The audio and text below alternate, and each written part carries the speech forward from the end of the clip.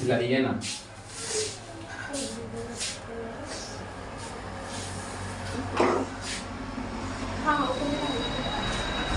ऐसे एक ना बेंच आया कर लेकिन गाइस हम बुफे में बैठे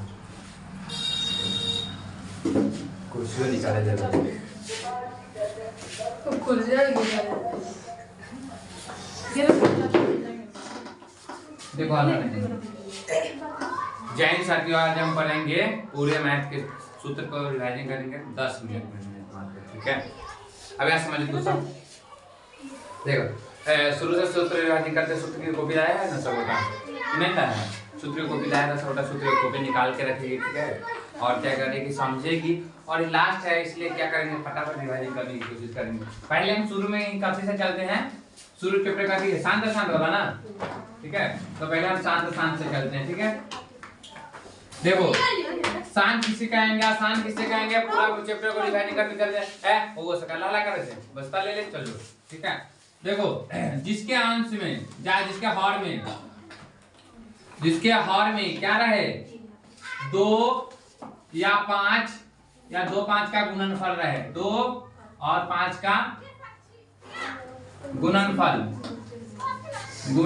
रहे वो क्या हो जाएगा शांत हो जाएगा। क्या हो जाएगा शांत। बाकी बात कोई भी चीज रहे वो क्या हो जाएगा आसान। एग्जांपल से एक दो को समझते चलेंगे जैसे कि 1 बटे में 10 हो गया क्या हो जाएगा शांत। क्या शांत हो जाएगा क्योंकि 2 गुणे 5 हो जाएगा। अगर 1 बटे में क्या है वो तो सके 1 बटे में 2 के पावर 5 है तो क्या हो जाएगा शांत, ठीक है। 1 बटे में 2 के पावर में चाहे 4 बटे में 2 के पावर या 5 के पावर 4 है तो क्या हो जाएगा शांत क्योंकि 2 5 आना चाहिए 2 5 आ गया तो आ गया कती है रे तू सके गेट सटा है, ठीक है। इसे लगता है वीडियो नए देख के बाप रे बाप कथी बना रहा है शांत शांत में किसी कोई दिक्कत है नहीं ना। फिर सूत्र की कॉपी देगा कोई सूत्र की कॉपी लाया है हां पर हम लोग बैठ चले ना राक्षस के पहले सूत्र के चाहिए क्या जो हट चला आगे लाओ बोल रहा शुरू से ना लिखा है शुरू से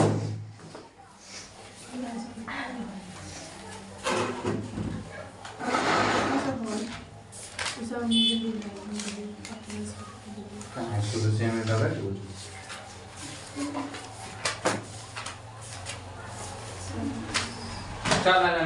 शांत शांत में किसी को दिक्कत है फिर आप थोड़ा तंगा देर में परिमेय समझ लेते हैं। परिमेय का सीधे ट्रिक समझना है। देखो एक तो परिभाषा है परिमेय के लिए अगर परिमेय कोई भी संख्या है उसे p बटे q के रूप में लिख सकते हैं जहां पे q equal to naught 0 q 0 के बराबर नहीं होना चाहिए, ठीक है।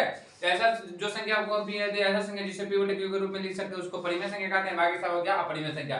नॉर्मल भाषा में समझने के लिए जिसका रूट निकल जाए जिसका वर्गमूल जिसका नहीं निकले जैसे कि रूट 16 जिसके क्या हो जाएगा परिमेय इसमें जो होती रूट 3 हो जाएगा क्या हो जाएगा अपरिमेय। अब देखो रूट दो परिमेय अपरिमेय संख्या का जो होता है ना गुणनफल भी अपरिमेय ही होता है। जैसे 2 अपरिमेय जैसे रूट 3 जैसे कि हाँ ना परिमेय हो सकता है सॉरी रूट 3 प्लस 3 क्या हो जाएगा अपरिमेय ही हो जाएगा क्योंकि उसके साथ अगर आ गया ना तो क्या हो जाएगा अपरिमेय ही हो जाएगा, ठीक है।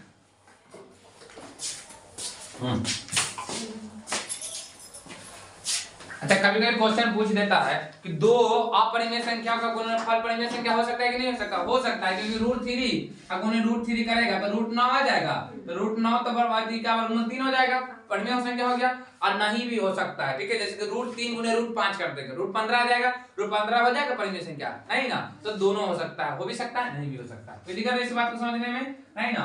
फिर परिमेय हो गया नॉर्मल भाषा में। उसके बाद आप चलते हैं बहुपद अब इस बार टिक लगा पढ़ते हैं, ठीक है।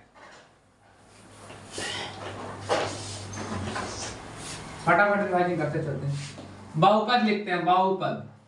हमारे में जो सिलेबस है ज्यादातर द्विघाती बहुपद के बारे में ही पढ़ना है लेकिन हम त्रिघाती बहुपद भी थोड़ा पढ़ लेंगे, ठीक है। पहले द्विघाती बहुपद लिखते हैं द्विघाती बहुपद।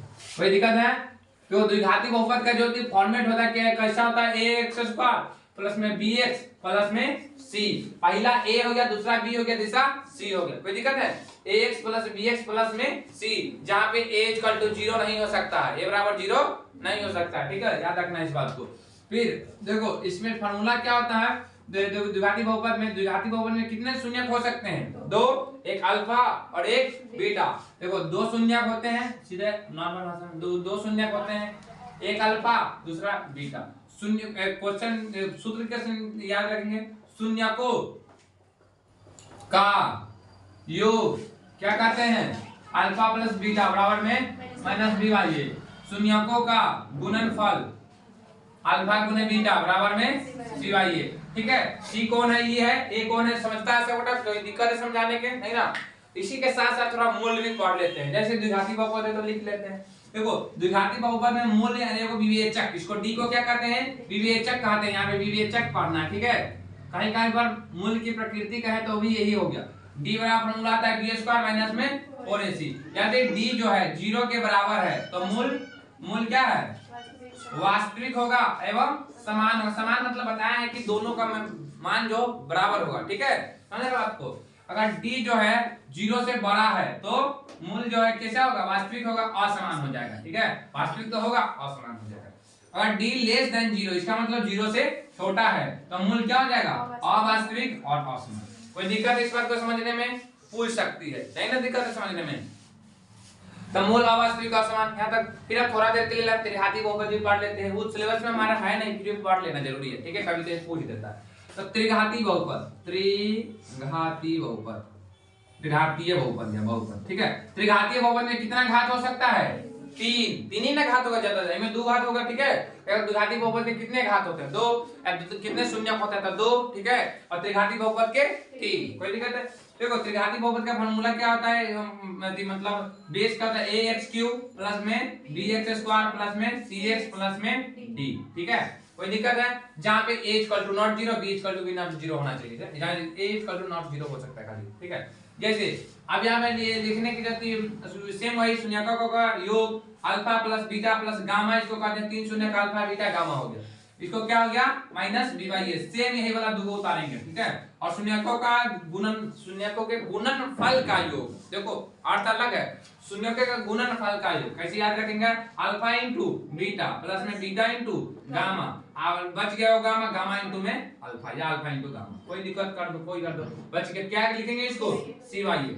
अब लास्ट में शून्यकों का गुणनफल अल्फा गुने बीटा गुने गामा बराबर में माइनस डी वाई ए। माइनस डी वाई ए होता है ना, तो माइनस डी वाई ए। कोई दिक्कत इस बात को समझने में? बोलो नहीं ना, आसान है, समझ गया?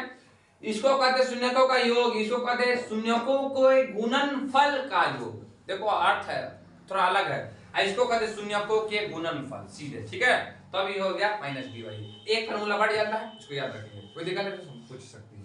इस प्रकार इसको मिटा देते हैं, है ना दिक्कत है कहीं पे? आप घात कितना होगा? तो किसी भी बहुपद का घात जो होता है ना, उस बहुपद के हिसाब से जो ज्यादा मान होता है वही उस बहुपद का घात होता है। कोई दिक्कत है? ज्यादातर देखो क्वेश्चन, एक और क्वेश्चन ऐसे अगले पढ़ लेते हैं लोग, पढ़ते हैं तब देखो कोई भी अगर भाग देना रहे, गुना करना रहे, कोई भी चीज रहे। ठीक है, जैसे देखो कोई बहुपद है, जैसे कि गुने वाला थोड़ा बताते हैं। x के पावर 5, x के पावर प्लस में 2x² प्लस में 3x, ऐसे कुछ दिया है। ठीक है, प्लस 5 भी गुना करना है तुमको 2 के पावर 2x के 2x के पावर 2 प्लस में 3x² या 3x प्लस में 3, इसको गुना करना है। अब गुना करके आप बताना है घात कितना होगा, इसका घात क्या होगा। क्या घात क्या होगा? तो घात सबसे ज्यादा मान होता है तो डायरेक्ट 5 नहीं मारना है, गुना करके मारना है। तो देखो पहले अब में सबसे बड़का घात कौन है? ये वाला है। इसमें सबसे बड़का घात कौन है? ये वाला है। तो वही दोनों को सिर्फ गुना करेंगे। ठीक है, तो x के पावर 5 गुने में पहले हम कर देते हैं x के पावर 2 से। ठीक है, देखो बेस सेम है तो गुना भाग क्या होगा? पावर जुड़ जाएगा। क्या हो जाएगा? जुड़ जाएगा। समझता है नहीं बात को? तो क्या हो जाएगा? x के पावर 5 प्लस में 2 बराबर 5 2 7। तो बहुपद का घात कितना हो जाएगा? 7। कोई दिक्कत यहाँ तक समझने में? और वहीं पर भाग रहा था, तो भाग रहा था तो क्या लेते? x के पावर 5 लेते। अब भाग देते किस से? x के पावर 2 से। x के पावर 2 से क्या मर्तबे में लगा सकते हैं? x के पावर 3 मर्तबे में, तो ये अब x के पावर 5 हो गया, खत्म। तो भागफल का घात कितना हो गया? 3। कोई दिक्कत है इस बात को समझने में? कई बोले ऐसा क्वेश्चन पूछा है, पूछता है, हर एक साल पूछते रहता है, तो ध्यान देना है, इसमें कोई दिक्कत नहीं होना चाहिए। बड़का घात निकालेंगे लेंगे और छोटा घात को भाग देके निकाल लेंगे। ठीक है, ठीक है। कई वाली क्वेश्चन पूछता है। 2 नंबर में रहे तो पूरा भाग देना है। अब अगला समझेंगे और लगले एक और ग्राफीय वाला भी थोड़ा सा समझ लेते हैं, अनगिनत मूल वाला उसका समझिए लेते हैं, ठीक है। जैसे एक है ax प्लस में bx प्लस में c या ax स्क्वायर या ax के रूप में ना होता है, ठीक है। तो यहाँ पे क्या हो गया a1 b1 c1 लिख देते हैं। उस में लिख देते हैं a2 x1 x plus b2 x plus में c2, ठीक है।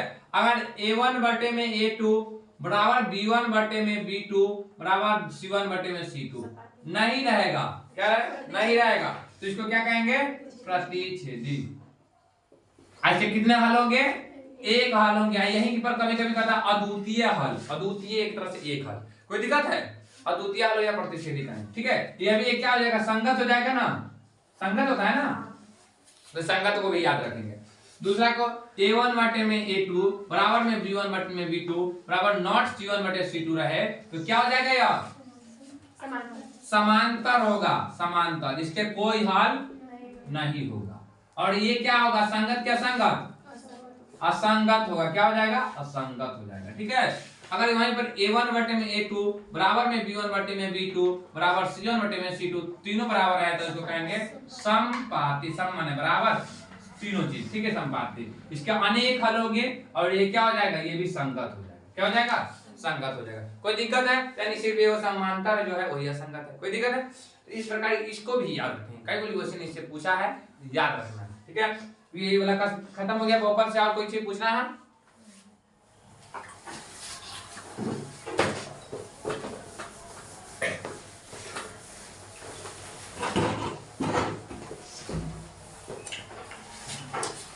आप कभी गलत चलना है। अच्छा देखो, एक क्वेश्चन कभी कभी पूछ देता है कि पूरा कोण, पूरा कोण का मतलब क्या होता है, 90 डिग्री। देखो जब कहेगा कि किन्हीं दो कोणों का योग पूरा कोण है, किन्हीं दो कोणों का योग पूरक है, पूरक का मतलब क्या है, दोनों कोणों का योग जो है 90 डिग्री होगा। कितना डिग्री होगा, 90 डिग्री। अगर यहीं पर समपूरक कह दिया तो कितना हो जाएगा, 180 डिग्री। समपूरक का मतलब 180 डिग्री, कोई दिक्कत है। समकोण का मतलब 90 डिग्री होबे करता है, कोई दिक्कत है। जैसे कहा दिया थीटा प्लस में कोई भी फाई का योग जो है 90 डिग्री, कितना है, पूरक है, पूरक है मतलब 90 डिग्री है, ऐसे लिखना है, समझ रहे हो। एक त्रिभुज पढ़ा है, वो सवाल बनाया है जिन्होंने, देखते हो कहता कि ये वो त्रिभुज है, इसमें से यहाँ है, ठीक है, यहाँ से और ये कहता है ए बी सी डी, कहता है ई कोण और ई कोणों का योग पूरक कोण है। पूरक कोण मतलब दोनों को जोड़ेंगे तो 90 डिग्री होगा। तो ए वो के थीटा मान लेते थे, वो 90 माइनस थीटा हो जाता था। तो ये कोण को याद रखेंगे, पूरा कोण का मतलब होता है दोनों को 90 डिग्री। कहेगा अगर दो कोणों का योग 90 डिग्री पूरक है तो मैंने दोनों को जोड़कर 90 डिग्री आना चाहिए। ये होगा थीटा मानेगा, दूसरा हो जाएगा 90 में से थीटा, ठीक है। इस प्रकार बात को समझने आना चाहिए, कोई दिक्कत नहीं ना, समझो। फिर आगे समझते हैं पूरक के बाद। अब आगे दूसरा क्वेश्चन हम देखते हैं क्या होता है।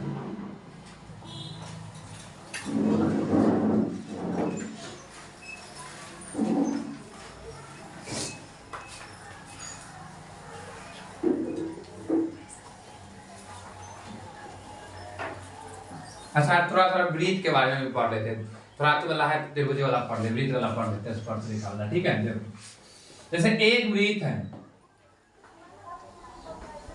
क्वेश्चन देखो, इसको क्या कहते हैं, केंद्र सी हो गया, यहां से किधरों लाइन खींचेंगे तो त्रिज्या हो जाएगा, ठीक है। और अगर मानो कि इसको कहते हैं ना, एक वृत्त की यहां से यहां खींचते इसको कहते हैं जीवा, क्या कहते हैं, जीवा। सबसे बड़ी जीवा कौन होगा, जो वृत्त के केंद्र से होकर जाएगा, व्यास, सबसे बड़ी जीवा व्यास। देखो थोड़ा थोड़ा पढ़ लेते, देखो वृत्त के किसी भी बिंदु पर, देखो किसी एक बिंदु पर, देखो यहां समझना, वृत्त की किसी एक बिंदु पर सिर्फ एक ही स्पर्श रेखा खींच सकते हैं। देखो बात को समझना है कि किसी एक बिंदु पर एक एक स्पर्श रेखा खींच सकते हैं ना, जैसे कहीं पर एक बिंदु दे दो तो एक एक स्पर्श रेखा खींचना, लेकिन किसी बाहरी बिंदु से वृत्त पर कितने स्पर्श रेखा खींची जा सकती है, दो, सिर्फ कितने, दो, ठीक है।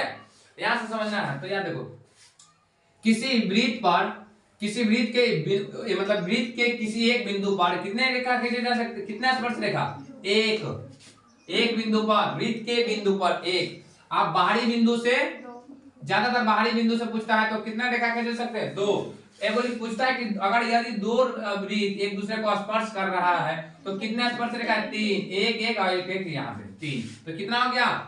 दो स्पर्श रेखा काट दी, दो वृत्ति स्पर्श करता है तो 3 स्पर्श रेखा खींच सकते हैं। कोई दिक्कत है? हमारी बात पर ध्यान देगा, खाली लिखे पर नहीं, ठीक है? 3, कोई दिक्कत है यहाँ तक समझने में? नहीं ना? अब यहाँ समझना है, कहता है कि यदि दो वृत्त आपस में एक दूसरे को स्पर्श करता है तो कितने समांतर रेखा खींचे जा सकते हैं? समांतर मतलब उसके बीच की दूरी हमेशा समान रहे, तो ई और ई यही के बीच की ना दूरी समान रहेगा, तो समांतर रेखा कितने हो जाएगा? 2। कितना? कोई दिक्कत है समझने में? नहीं ना? अच्छा, कभी कभी वृत्त से एक और क्वेश्चन पूछता है कि मानिए कि एक जो है, कहता है कि एक वृत्त जो है, अच्छा देखो वृत्त तो त्रिज्या है, ये तो जानवे करता है, आर जो होता है त्रिज्या के आर जो होता है व्यास का आधा होता है d/2, ठीक है? और d बराबर हो जाएगा 2r, ये तो जानवे करता है सब। वृत्त का थोड़ा क्षेत्रफल जानो, क्षेत्रफल क्या होता है? वृत्त का क्षेत्रफल का फॉर्मूला πr², परिणाम का क्या होता है? 2πr होता है, ठीक है? कोई दिक्कत है इस बात को समझने में? अच्छा, थोड़ा देर के लिए वृत्त में थोड़ा और बढ़िया से समझा देते हैं। देखो मान देखो एक वृत्त क्या समझना है, ये पूरा वृत्त है, यहाँ पूरा कितना डिग्री का कोण बनता है? 360 डिग्री का कोण बनता है। तो वृत्त का पूरा कोण कितना डिग्री होता है? 360 डिग्री का। देखो आज यहाँ समझना है, जैसे थीटा, इसी के जोड़े थोड़ा पढ़ लेते हैं। त्रिज्याखंड का क्षेत्रफल थीटा बटे में 360 गुने में πr², और इसी में वृत्तखंड का क्षेत्रफल पूछेगा तो वृत्तखंड किसका? वृत्तखंड का मतलब क्या है? जैसे कि यह हो गया, ये वाला हो गया, वृत्तखंड का मतलब ये वाला, ठीक है? तो वृत्तखंड का क्षेत्रफल पूछेगा तो क्या करेंगे? त्रिज्याखंड का क्षेत्रफल माइनस में त्रिभुज का क्षेत्रफल, समझ रहे बात को? तो त्रिज्याखंड का क्षेत्रफल ये वाला माइनस में त्रिभुज का क्षेत्रफल, ठीक है? अगर यहीं पर दीर्घ त्रिज्याखंड पूछे, दीर्घ त्रिज्याखंड का मतलब क्या? पूरे वृत्त के क्षेत्रफल में से छोटा त्रिज्याखंड को घटा लेंगे। और वही अगर दीर्घ वृत्तखंड पूछेगा तो पूरे वृत्त के क्षेत्रफल में से छोटा को मिला को हटा लेंगे, ठीक है? इस बात को ध्यान रखना है ज्यादातर, ठीक है? ये वाला हो गया वृत्त वाला 30 का। कहता है कभी कभी पूछता है कि चाप की लंबाई, त्रिज्याखंड की जो होता है, त्रिज्याखंड की चाप की लंबाई कितनी कैसे निकालते हैं? थीटा बटे 360 गुने में 2πr। चाप का मतलब ये वाला, ठीक है? कितना होता है? थीटा बटे 360 डिग्री गुने में 2πr। ये सब याद रहना चाहिए, ठीक है? कोई दिक्कत यहाँ तक समझने में? नहीं। लेकिन आप यहाँ से कोई एक नया चीज को समझो कि कभी कभी 2 नंबर में घड़ी वाला क्वेश्चन पूछता है, तो घड़ी वाला समझ लेते हैं। ये हो गया, यहाँ से कोई भी सुई ले ले, यहाँ पे 12 होता है, यहाँ पे 1, यहाँ पे 2, यहाँ पे 3, 4, 5, 6, 7, 8, 9, 10, अरे घबरा गए, एक और दे दें यहीं पे कहीं पे, 12 के यहाँ सीधे सीधे मान लीजिए, ठीक है? 11 हो गया, यहाँ पे 12। समझने की बात समझना। अब यहाँ देखो, यहाँ पे घंटा का सुई रहता है, एगो मिनट का सुई रहता है, एगो रहता है सेकेंड का सुई रहता है। कोई दिक्कत है? अच्छा देखो, जो घंटा का सुई है, जो इधर छोटा घंटा का सुई है, तो वो जो है एक राउंड मारता है पूरा, जो एक राउंड मारेगा तो क्या घंटा होगा? 12 घंटा होगा। 12 घंटा होगा कि नहीं होगा? तो 12 घंटा में मतलब पूरा घूमेगा तो 360 डिग्री का कोण बनेगा, यानी 12 घंटा में पहले देख लेते हैं अपन इंक रख लेते, ठीक है? तो नहीं समझ आता, यहाँ ये समझ जाना बढ़िया से, दिमाग लगा के, है दिमाग?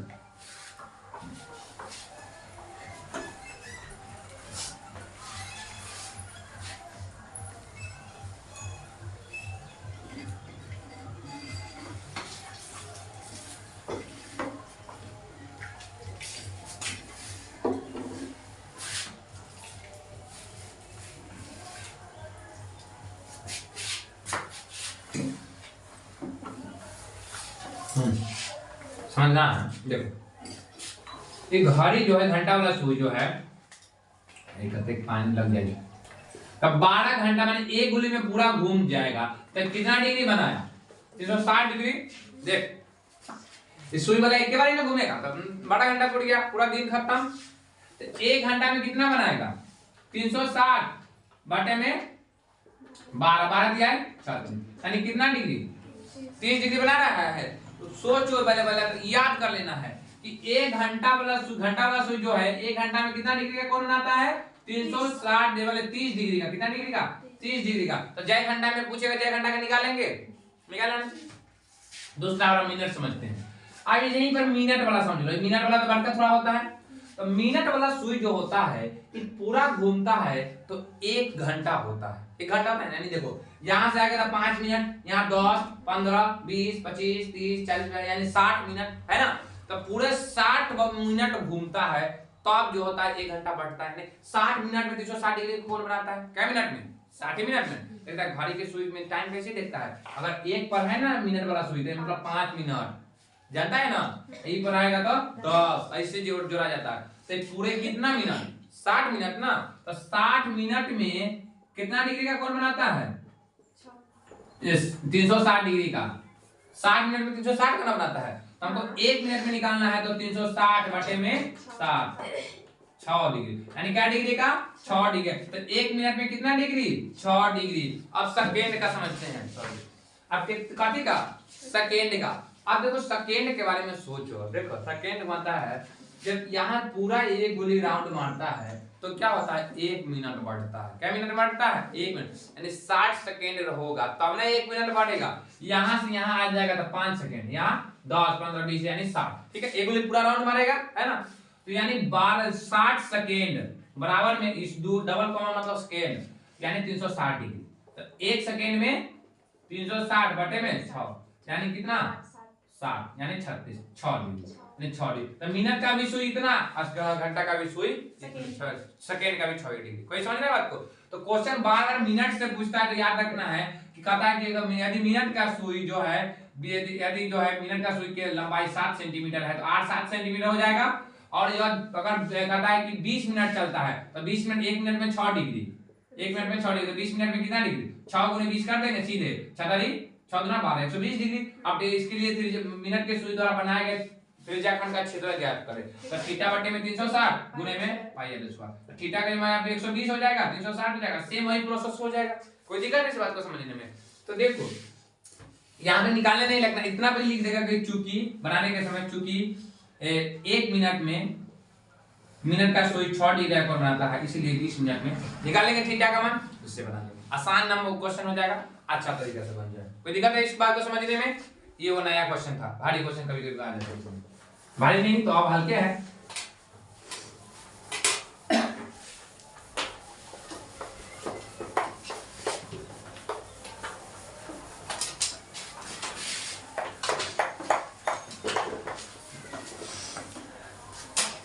अब आगे थोड़ा समझते हैं, कोई दिक्कत नहीं इस बारे में समझने में?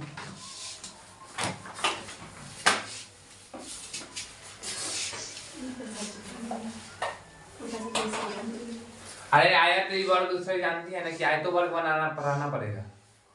आयत वर्ग सबको याद है ना? क्यों नहीं याद है? पहले ना हमारा दिमाग खराब हो जाए।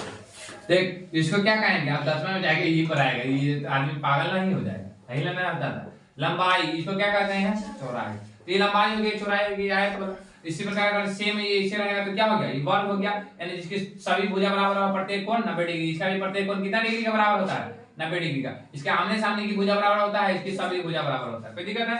इसके अगर क्षेत्रफल निकालने का कहता है लंबाई गुने चौड़ाई। अगर इसका परिमाप तो 2 * लंबाई प्लस चौड़ाई। ठीक है, इसका जो क्षेत्रफल है तो भुजा गुने भुजा या भुजा स्क्वायर अपन क्षेत्र परिमाप और गुने भुजा। बस इतना ही याद रखना है। कोई दिक्कत इस बात को समझने में? नहीं ना, आसान है, समझ गया।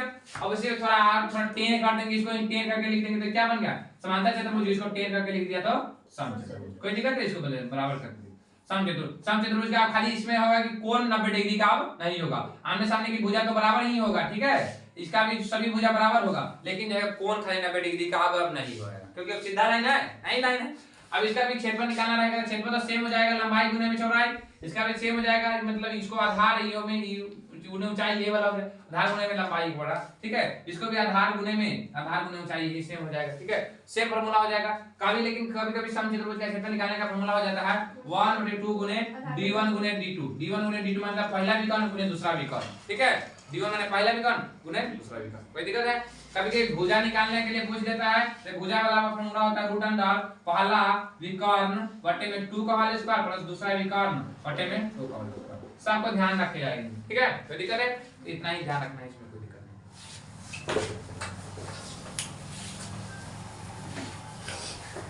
ठीक है, अगले है तो थोड़ा वो समकोण समबाहु को भी पढ़ लेते हैं। देखो समबाहु त्रिभुज का मतलब सभी भुजा बराबर होना चाहिए। और समद्विबाहु का मतलब दो भुजा बराबर होना चाहिए, समकोण का मतलब एक कोण 90 डिग्री के बराबर होना चाहिए। कोई दिक्कत नहीं, 90 डिग्री हो गया।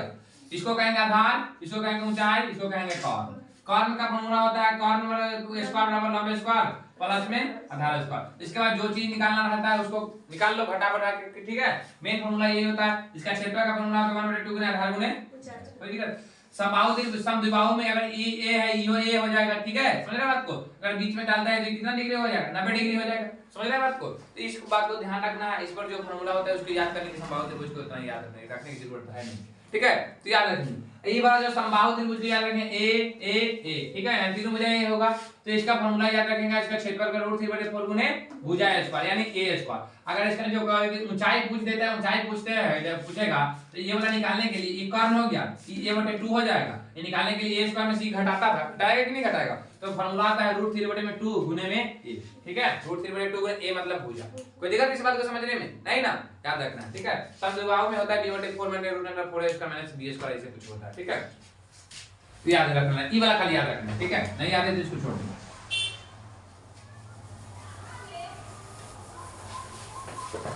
नहीं है ना तो कभी कभी निकाल भी सकता है समद्विबाहु वाला, ठीक है। इसको जैसे कि कुछ पूछ दे तो इसको b मान लेंगे, अगर e हो गया तो a हो जाएगा। अगर ये उसको ऊंचाई पूछता है तो सिर्फ इसका b पूरा है तो b/2 हो जाएगा, इधर b/2 हो जाएगा। तो e क्या है, लंब है, तो लंब निकालने का फॉर्मूला क्या होता है √a कॉर्न स्क्वायर माइनस में आधार स्क्वायर b/2 का स्क्वायर हो जाएगा।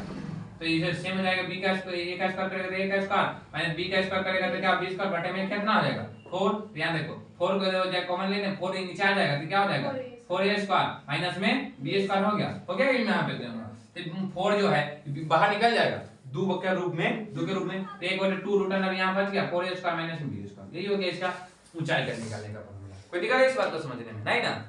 अगर ऊंचाई आ गया तो जब ऊंचाई आ गई तो क्षेत्रफल का फॉर्मूला क्या होता है 1/2 गुना आधार गुना ऊंचाई कर देगा। तो आधार 1/2 गुना b, ऊंचाई की जगह पर कितना लिख दें, ऊंचाई कितना आया, ये आ गया पूरा ऊंचाई, तो 1 गुना करो 1/2 √4a² माइनस b स्क्वायर हो गया। थोड़ा दिमाग में लगा देना कभी कभी, तो 2 दूना 4 हो गया, तब कितना हो जाएगा b ऊपर हो जाएगा b, तो b बटे में 4 √4a² माइनस में b स्क्वायर। तो ये इससे वैसे हो गया। तो इस क्या करेंगे, क्षेत्रफल का फॉर्मूला क्या हो गया समद्विबाहु त्रिभुज को b बटे में 4 √4a² माइनस में b स्क्वायर। अब बात है अच्छा ऊंचाई का फॉर्मूला क्या ना होगा, ऊंचाई का 1/2 √4a² माइनस में b स्क्वायर। देखो बुद्धिमान आदमी अगर कुछ याद नहीं रहता है तो निकालना भी तो आता है ना, निकाल भी सकते हैं। कोई दिक्कत है समझने में? ए हो गया b/2 हो गया, इसके बाद जो चीज पूछता निकालो। ये आप 90 डिग्री हो गया तो हमको समकोण त्रिभुज के आधार पर 1/2 गुना आधार गुना ऊंचाई नहीं कर सकते हैं आसान से। ये तो आसान क्वेश्चन है, कभी कभी क्वेश्चन पूछ देते तो याद रखेंगे, थोड़ा दिमाग लगा के रखेंगे, ठीक है। समझ में आया? लिखा हुआ है तो ठीक है, नहीं लिखा हुआ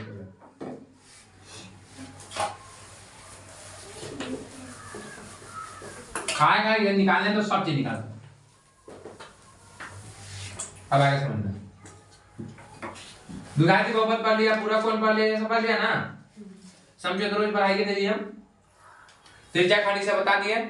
इसमें कोई दिक्कत है तो बोलो।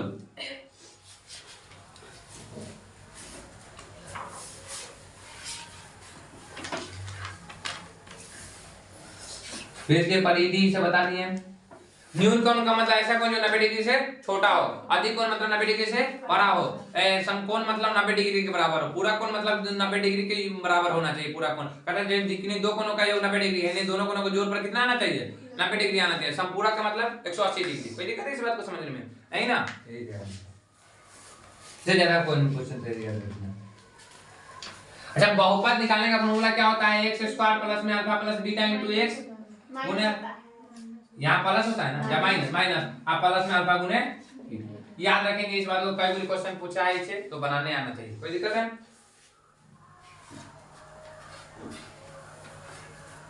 अगर द्विघाती बहुपद निकालने का एक और फॉर्मूला नहीं, d निकाल लिया था b² माइनस 4ac, यही मूल निकालने का formula minus b plus minus √d बटे में 2 इससे तो आता है, इससे में तो कोई दिक्कत है नहीं, ठीक है। सो कभी कभी भूल जाता है, ठीक है, याद रखना है।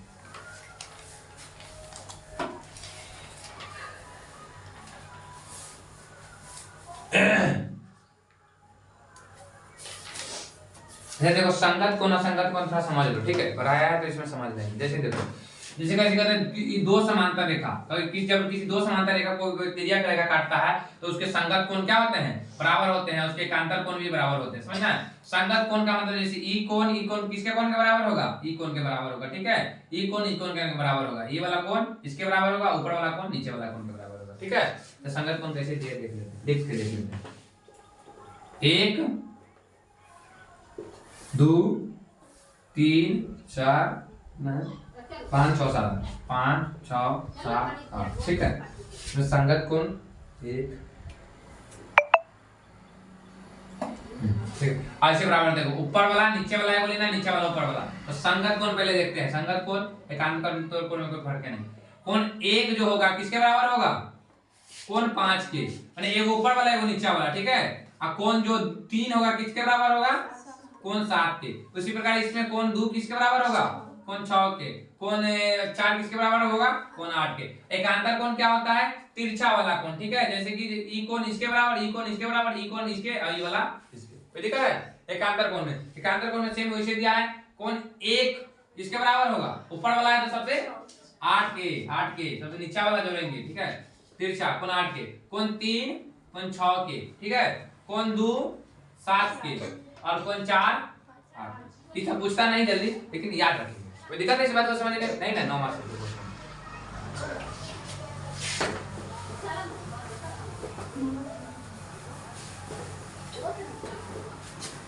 आगे देखिए, और कुछ जो है बहुपद वाला बना दिए हो।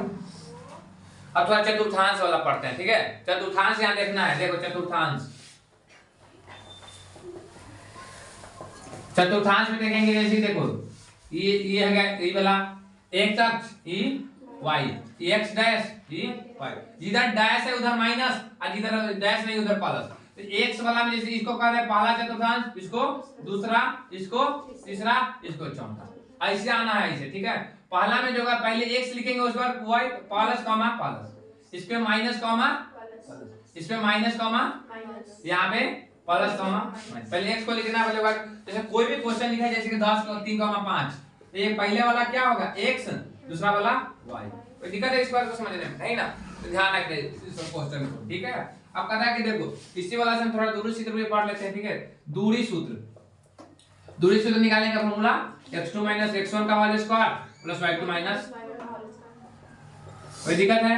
दूरी सूत्र से ये होता है मूल बिंदु का मतलब 0, ठीक है। तो मूल बिंदु का निर्देशांक क्या होता है, 0, कई गोली क्वेश्चन पूछा है। अगर मूल बिंदु से दूरी पूछे, मूल बिंदु से दूरी कोई भी चीज रहे तो सीधे x स्क्वायर कर दो, प्लस में y स्क्वायर, माइनस में x दिया है तो यू x स्क्वायर होगा, y स्क्वायर होगा, ठीक है। याद रखना है, क्योंकि किसी भी चीज का माइनस का स्क्वायर करेगा तो प्लस से आ जाएगा, याद रखना है, ठीक है।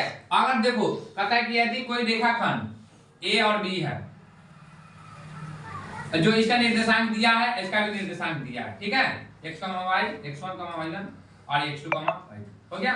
और इसके बीच में कोई बिंदु है, ठीक है। चाहे मान लीजिए इसको अभी मध्य बिंदु मान लेते हैं, क्या मान लेते हैं, मध्य बिंदु। तो मध्य बिंदु का निर्देशांक तो जानबे करता है x1 + x2 बटे में 2, y1 + y2 बटे में 2, कोई दिक्कत है। लेकिन हमको मध्य बिंदु ना कहा के सीधे कहा कि कोई एक बिंदु है जो क्या कर रहा है, इसको और इसको m और m1 और m2 अनुपात में विभाजित करता है। कितने अनुपात में, m1 m2 अनुपात में। यहाँ पे जगह पर 2 और 3 भी हो सकता है, कुछ भी हो सकता है ना।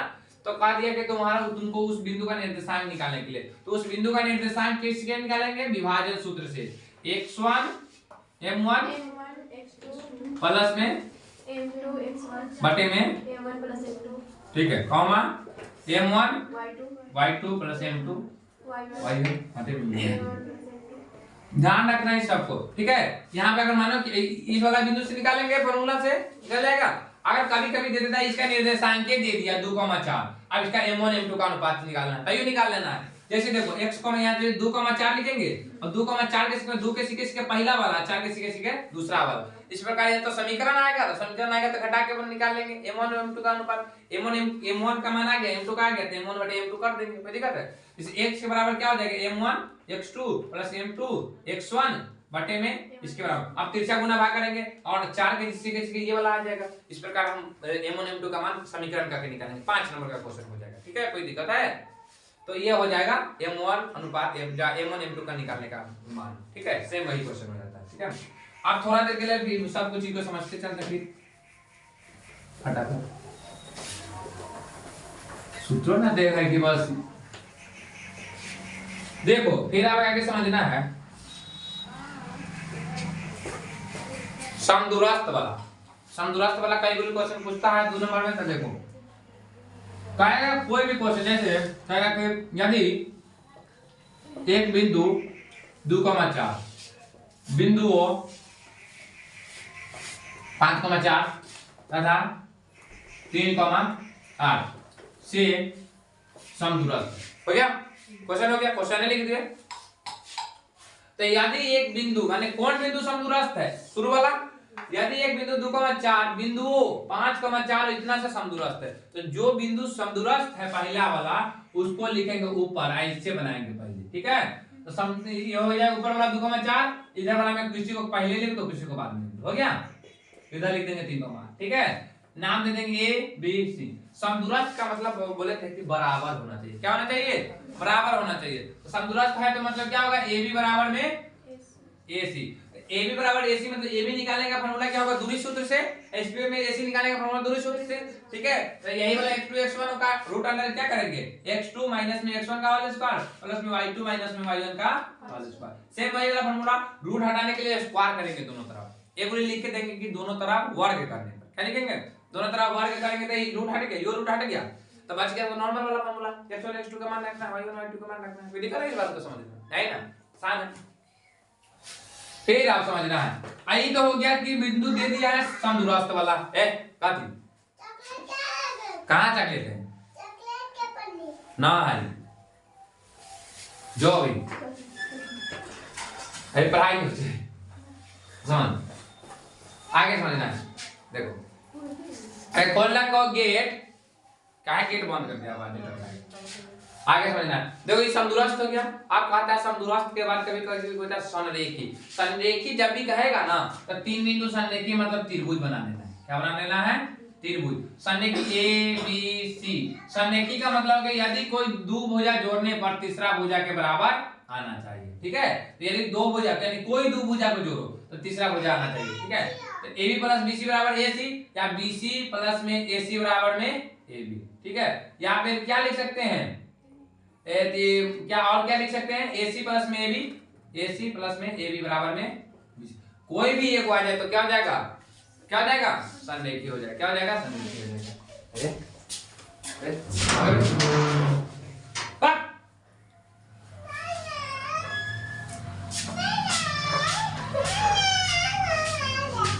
ले लो ये चना वाला ले जो ना, एक चॉकलेट कहाँ लगी हो भाई?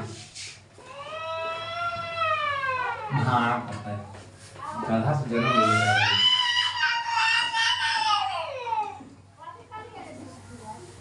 जो पढ़ावे ना देखियो हमरा।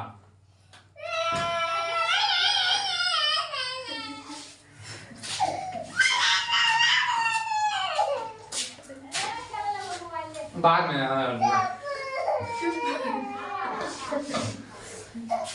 बताओ क्या इतना जरा बोले देता है इतना देखता।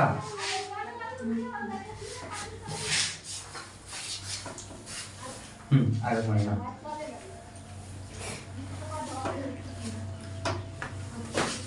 ठीक हो गया। अगर बिंदु संरेखीय होगा तो त्रिभुज का क्षेत्रफल क्या होगा? जब संरेखीय कह दिया तो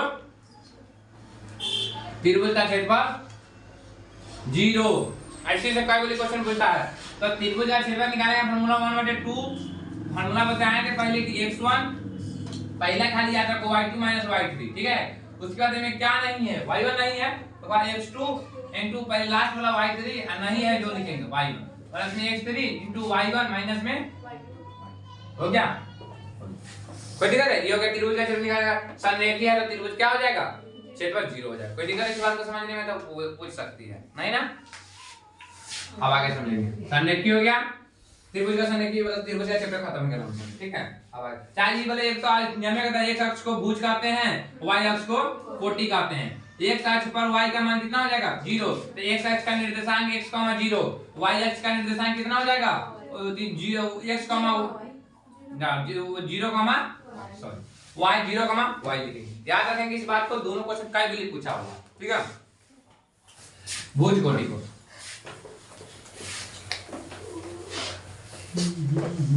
क्या बोले, कैसा मुंह है ना पिचका रहे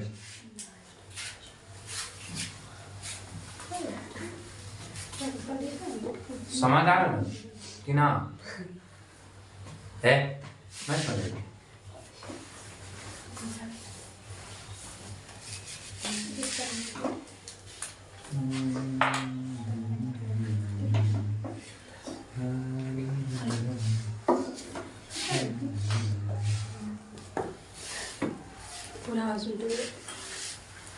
समझना, देखो फटाफट करना समझा देंगे। अरे थोड़ा एपी आप समझ लेंगे, ये तो असर दे बहुत दर्द करे है ना, तुम कहा दो एपी का मतलब समांतर श्रेणी।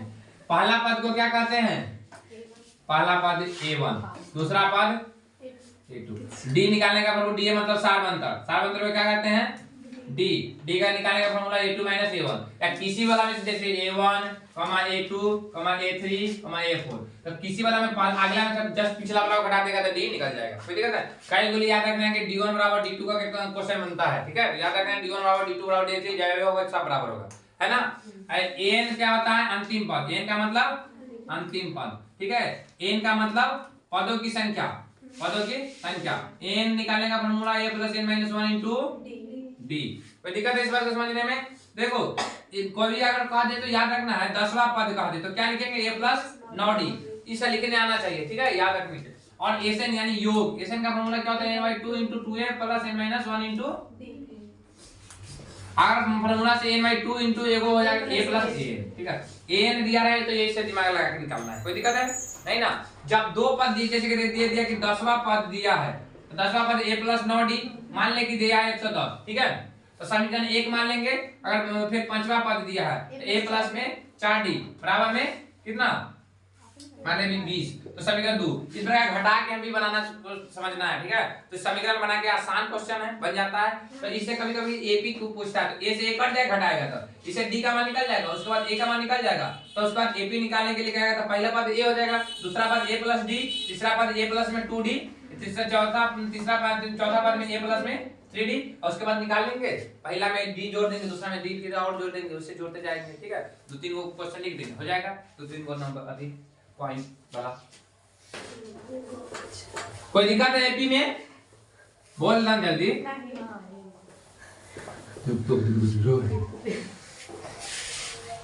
अब एपी वाला हो जाता है, थोड़ा आती वाला करते हैं हम, क्षेत्र के लिए निकलते हैं, ठीक है।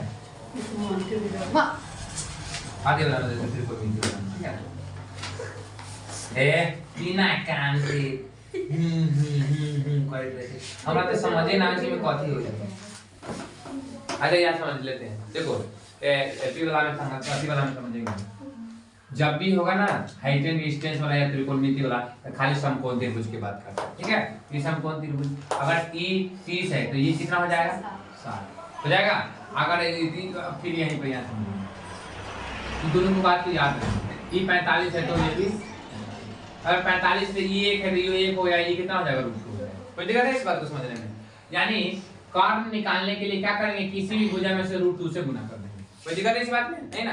अगर इसमें क्या होता है 30 डिग्री के बड़का 60 डिग्री के सामने सामने बड़का भुजा, 30 डिग्री के सामने सामने छोटा भुजा। बड़का भुजा निकालने के लिए √3 से गुना करते हैं, छोटा भुजा निकालने के लिए √3 से भाग करते हैं। ये वाला निकालने के लिए √3 की जो भी संख्या उसमें कैसे गुना करते हैं, 2 से गुना कर देते हैं, एने करते हैं 2 से गुना करते हैं। तो इसका वर्गमूल कितना, इसका हो जाएगा 2√3 हो जाएगा। इसका 2 से गुना करेंगे तो 2√3, 2 में √3 यही हो जाएगा इसका वर्गमूल। अति मतलब क्या कहते हैं अति कर्ण, यही ना हो जाएगा। स्क्वायर करके भी देख लेंगे तो 3, इसका स्क्वायर करेगा 3, तो वर्गमूल में 2 3 3 6, इतना ही ना। आप क्वेश्चन बताए हैं देखें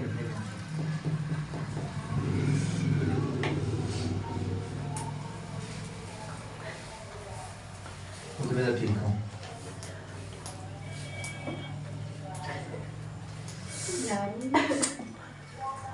हाँ ठीक है उसी में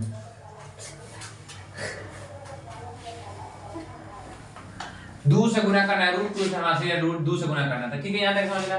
देखो ये छोटी भुजा बड़ी भुजा याद रखनी इसलिए कि एक नंबर के क्वेश्चन के लिए इसी ट्रिक से बना लेना है, ठीक है। जैसे कोई देखो यहाँ समझना है कि कोनो क्वेश्चन दे दिया, जैसे कि अगर यहाँ पे 30 डिग्री दे दिया तो ये तो 60 हो जाएगा ऑटोमेटिक। अगर ये 100 सेंटीमीटर दिया तो ये कितना हो जाएगा 100। बड़का करने के लिए छोटा दिया, छोटा निकालना है तो 100 बटे में √3, और ये निकालने के लिए क्या है तो 100 बटे √3 में 2 से गुना कर दो। 30 डिग्री सामने सामने वाला से गुना करना है तो 100 बटे में √3 गुने में 2 तो 200 बटे में √3। पहले करके इस बात को समझने में गुना भाग करके काट देना, ठीक है।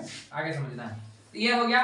अब इसको हम एक और तरीके से ये भी समझते हैं। ये तो हो गया हाइपर रेजिस्टेंस वाला में फार्मूला से, हाई रेजिस्टेंस से, ठीक है। अब अति वाला से समझते हैं।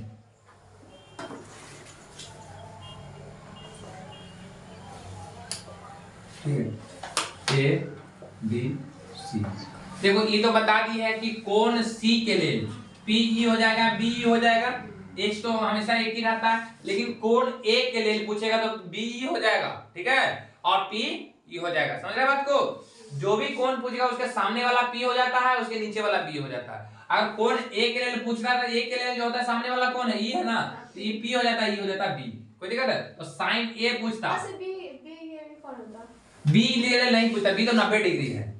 तो ये तो कहां है, ये तो इतने हो रहेगा ना, बी के लिए तो कुछ भी थोड़ी करेगा, तो ये कोण के लिए पूछेगा। तो साइन ए के लिए क्या हो जाएगा, साइन का फॉर्मूला होता है पी पी बटे में एच। तो पी के जगह पर क्या हो जाएगा, पी की जगह पर ये वाला बीसी, एच की जगह पर एसी। कोई दिक्कत है इस बात को? इसे दिमाग लगाना भी कभी-कभी क्वेश्चन पूछ देता है, ठीक है। अब नॉर्मल चलते हैं, ठीक है। अब नॉर्मल सीधे चलते हैं कि sin थीटा बराबर में p बाय में cos थीटा बराबर b by h, tan theta बराबर p बाय b। अब इसका sin उल्टा cos है, cos थीटा बराबर 1 बाय sin थीटा भी लिखेंगे और बराबर में लिखेंगे h बाय में, ठीक है। sec थीटा बराबर किसका उल्टा होता है, 1 बाय cos थीटा बराबर में h बाय d, ठीक है। cot थीटा किसका उल्टा होता है, tan थीटा का, 1 बाय में tan थीटा बराबर में क्या हो जाता है, b बाय में। कोई दिक्कत इस बात को समझने में नहीं ना। अब इसके बाद और थोड़ा समझते हैं इसको।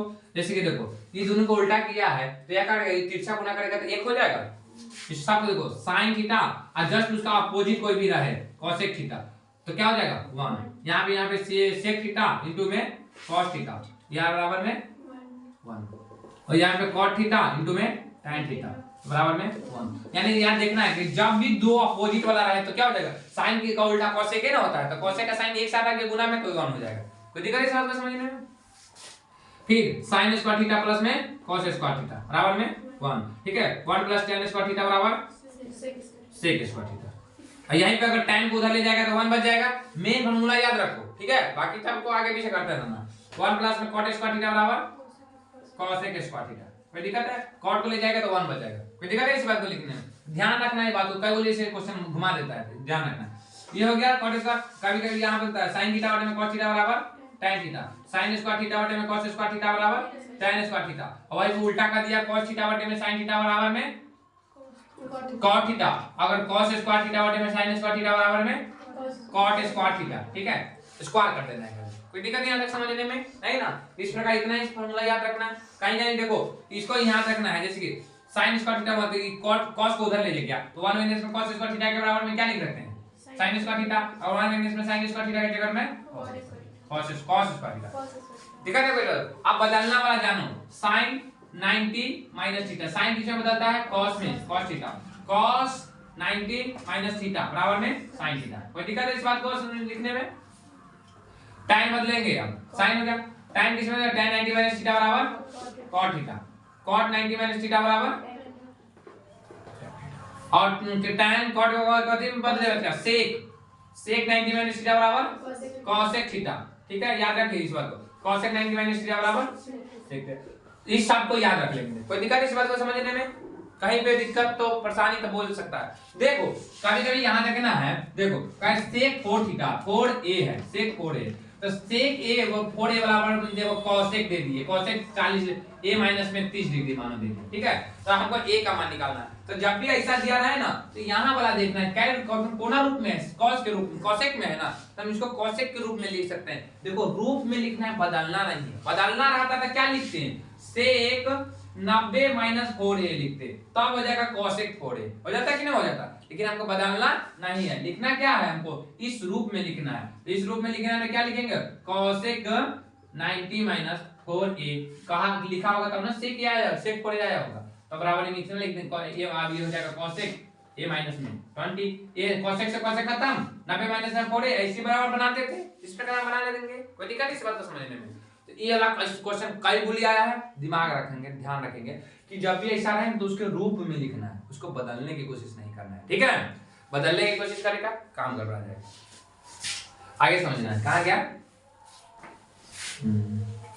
कर दे, हटा दे इसको,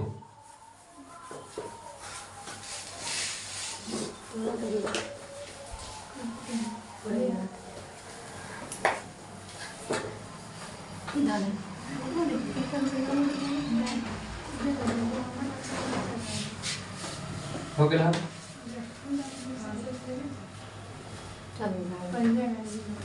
और कुछ बचा बालू करा दे रहा है। हाँ नहीं रखे जाएंगे मैं और प्रैक्टिस नहीं छीने यार चुप ना, बिना काम की बात चल रही है।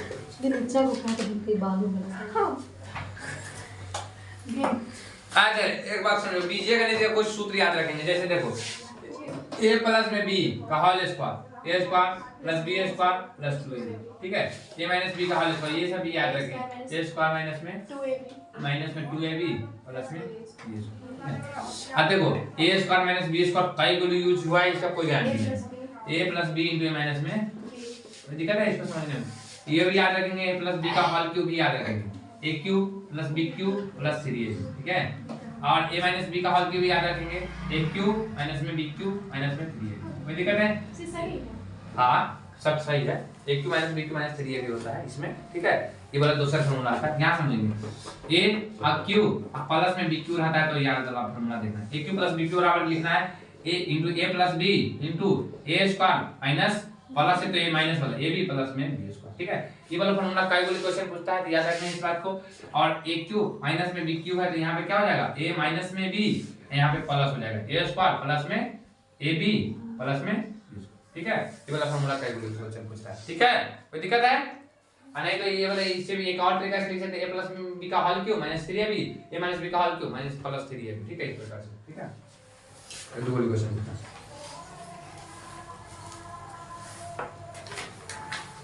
आगे समझना है,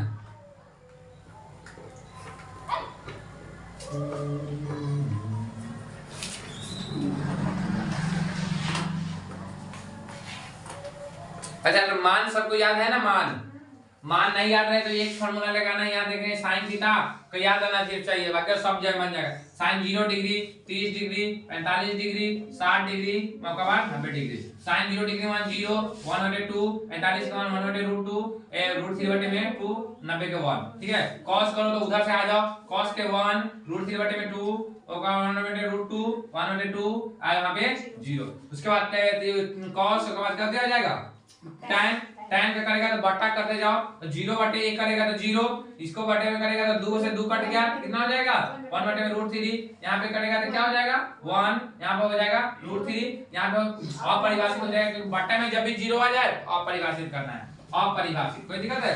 अपरिभाषित का मतलब सीधा याद रखना है कि 1/0 है, तो कभी उल्टा आएगा तो 0 ऊपर चल गया 1 नीचे आ जाएगा ना, तो वहां पर अपरिभाषित नहीं 0 हो जाएगा, ठीक है, सेम यहाँ पर tan के बाद क्या आ जाता है sec ना, अच्छा cos sec के मान में cos sec, cos तो ऊपर हो गया है, cos है ना, अब sin का उल्टा चलना, देखो sin का उल्टा चलना है तो 0/1 हो जाएगा, 1 का उल्टा क्या हो जाएगा अपरिभाषित हो जाएगा, इसका उल्टा 2, इसका उल्टा √2, इसका 2/√3, इसका 1, कोई दिक्कत इस बात को समझने में?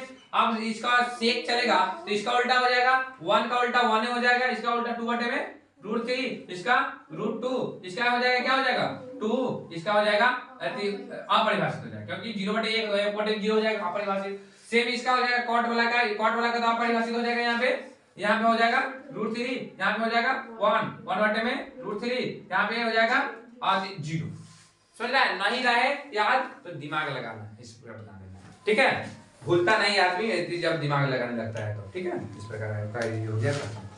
और कुछ बचा, अच्छा बेलन उलन थोड़ा समझ ले, 2 मिनट में सूत्र की वैल्यू करिए, ठीक है, आएगा कि नहीं बना लिया,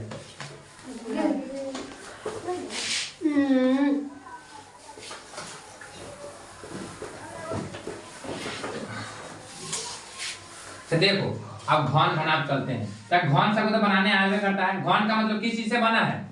वर्ग से मिलकर बना है, ठीक है। ये क्या हो गया? घन। घन में समझना है, घन का कोई भी एक भुजा या किनारा दिया है तो मतलब सभी उतना ही है। अगर पार्श्व पृष्ठीय क्षेत्रफल या वक्र पृष्ठीय क्षेत्रफल दोनों सेम ही होता है, 4a² आता है, नहीं तो 4l² आता है। कोई दिक्कत इस बात को समझने में? वक्र नप लिखे है ना, नहीं समझ आ रहा है? 4a² या 4l², ठीक है, या 4l²। अब कुल पृष्ठीय क्षेत्रफल में 6l² या 6a²। देखो वक्र को पार्श्व भी बोलता है, पार्श्व पृष्ठीय भी पूछे तो सेम ही बात है, आयतन पूछेगा तो सेम ही हो जाएगा, a गुना a बराबर a क्यू या l, ठीक है। कोई दिक्कत है इस बात को समझने में? घनाभ में हम चलते हैं। घनाभ किससे मिलकर बनाया होगा? आयत से मिलकर बनेगा, ठीक है। घनाभ हो गया, घनाभ किससे मिलकर बनाया होगा? आयत। आयत का कोई भी चीज सेम नहीं होता है, तो लंबाई चौड़ाई ऊंचाई सब अलग अलग होगा कि नहीं होगा? तो देखो घनाभ का जो होता है ना, वक्र पूछे या पार्श्व पूछे तो 2 × l + b × में h। घनाभ का कुल पृष्ठीय पूछे तो 2 × lb + में lb + में bh + में lh या hm, ठीक है, lh हो गया। को आयतन पूछे तो तीनों गुना करना है, l × b × h, ठीक है। कोई दिक्कत? हाँ, इसमें एक और ट्रिक याद रखना है। इसका विकर्ण पूछे, घनाभ का विकर्ण, तो √3a बाहर लिखेंगे, √3a बाहर में, ठीक है। और इसका विकर्ण पूछेगा तो √, लंबाई का स्क्वायर चौड़ाई का स्क्वायर प्लस में ऊंचाई का स्क्वायर, क्या बोले h का स्क्वायर, l² + b² + h²। कोई दिक्कत है? नहीं ना? कई कोई क्वेश्चन पूछा हुआ है, ये भी कई कोई क्वेश्चन पूछा हुआ है, तो इसलिए जैसे इसका निकालने का फार्मूला है, तो विकर्ण निकालने का फार्मूला निकालना है, ठीक है। तो क्या हो जाएगा? a का स्क्वायर √, प्लस में a का स्क्वायर प्लस में a का स्क्वायर हो गया। तो 3 को a का स्क्वायर हो गया, तो a तो निकल जाएगा स्क्वायर के वजह से बाहर, बाकी √3 तो अंदर रह जाएगा ना। इसमें से तो कुछ नहीं निकलेगा, निकलेगा कुछ नहीं निकलेगा, सबका मान अलग रहेगा। कोई दिक्कत इस बात को समझने में? नहीं ना? आज चलते हैं हम बेलन में। बेलन कैसा होता है? ऐसा होता है। कोई दिक्कत है इस बात को समझने? बेलन में समझेंगे वक्र पृष्ठीय क्षेत्रफल क्या होता है? 2πr/h। बोलेंगे फटाफट ताकि याद हो जाए। कुल पृष्ठीय क्षेत्रफल 2πr × r + ठीक है। आयतन क्या होता है? πr²। देखो आयतन लंग समझाते हैं एक बात को कि कभी कभी क्वेश्चन आता है कि एक बेलन के आधार का क्षेत्रफल, आधार कैसा है? वृत्ताकार है, आधार का क्षेत्रफल यानी πr² दिया होगा, मानो कि 360 दिन में, ठीक है। तो πr² दिया है और क्षेत्रफल इतना दिया हुआ तथा आयतन दिया है 3600 सेंटीमीटर क्यूब। तो बताइए ऊंचाई निकालने के लिए तो क्या करेगा? πr² h होता है 33600 हो जाएगा। अब πr² का मान दिया है तुमको 360, तो h बराबर 360 से भाग नहीं दे देगा। तो इस प्रकार दिमाग लगाओ, अब बनना चाहिए, ठीक है। तो दिमाग लगा के इसे बनाएंगे। कोई दिक्कत है इस बात को समझने में? अगर नहीं दिया रहेगा तो फिर फार्मूला रहेगा कि πr² निकाल के r का मान निकाल लेंगे आराम से, ठीक है। तब तो आसानी से बन जाएगा, ठीक है। कई क्वेश्चन ये वाला पूछा है इसलिए बता दिए। उसके बाद शंकु में चलते हैं। शंकु कैसे होता है? ऐसा, ठीक है। शंकु में भी कई पूछता है कि आधार का क्षेत्रफल दिया है। आधार कैसा है? वृत्ताकार है, तो वृत्त का क्षेत्रफल का मतलब दिया होगा πr² दिया होगा, जितना दिया, ठीक है। और उसमें भी आयतन दे दे तो h का मान सीधे भाग देके निकालेंगे नॉर्मल भाषा में। अगर नहीं दिया रहे तो r का मान जो वृत्त के क्षेत्रफल वाला फार्मूला से निकालेंगे, ठीक है। देखो शंकु का जो होता है πr/l, l निकालने का फार्मूला देखो ई वाला हो गया है कथी, ई होता है r, ई होता है h, है त्रिज्या ऊंचाई l, ठीक है। l का फार्मूला होता है r² प्लस में h²। कोई दिक्कत है? तो यानी l बराबर दिया है, तो शंकु का वक्र पृष्ठीय क्षेत्रफल πr/l, कुल पृष्ठीय क्षेत्रफल πr × r + l, ठीक है। आयतन जो होगा 1/3 πr²। कोई दिक्कत है इस बात को समझने में? आसानी नहीं ना? नहीं ना? नहीं। अब कहता है शंकु के छिन्नक कभी कभी पूछ लेते हैं तो याद रखना, छिन्नक का मतलब होता है बाल्टी के आकार के जैसे, तो ऊपरोवृत्त और नीचोवृत्त है कि ना। तो ऊपर छोटका r होगा, नीचे बड़का r होगा। तो शंकु का ज्यादातर कुल पृष्ठीय वक्र पृष्ठीय याद रखना है। तो वक्र पृष्ठीय क्षेत्रफल क्या होता है? जैसे कि πr/l होता है ना यहाँ पे, तो πl × r1 + में r2 जोड़ के तब ये करते हैं, ये हो जाएगा फार्मूला। कोई दिक्कत इस बात को समझने में? नहीं ना?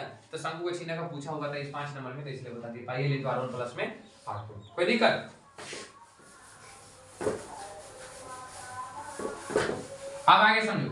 शंकु का हो गया, उसके बाद गोला। गोला को तो बोर्ड पर ऐसे बना सकते हैं वृत्त के जैसे, लेकिन गोला को गोले लेकर आना चाहिए, ठीक है। गोला फुटबॉल समझ लेना है। तो इसका भी तो त्रिज्या r हो गया ना, ठीक है। याद रखना। तो गोला का वक्र पृष्ठीय क्षेत्रफल भी 4πr², कुल पृष्ठीय क्षेत्रफल भी 4πr²। जो भी पूछे सिर्फ 4πr² से दिमाग लगाना है। और आयतन पूछे तो 4/3 पाई आर क्यूब, क्योंकि एच है नहीं करे तो आर है ना, सब चीज है तो उसके ना क्यूब करेंगे तब ना आ जाएगा ये सेंटीमीटर क्यूब चाहे मीटर क्यूब, है ना आएगा तो क्यूब करेंगे। ठीक है, अर्ध गोला कर दिए मैंने, काट दिए तो कटोरा के जैसा हो गया, तब तो ऊपर आर हो गया, अब तो ये दूसरे हो गया ना। आप कहेगा कि तुमका वक्र पीछे मतलब इतने दूरी का, तो यानी आधा।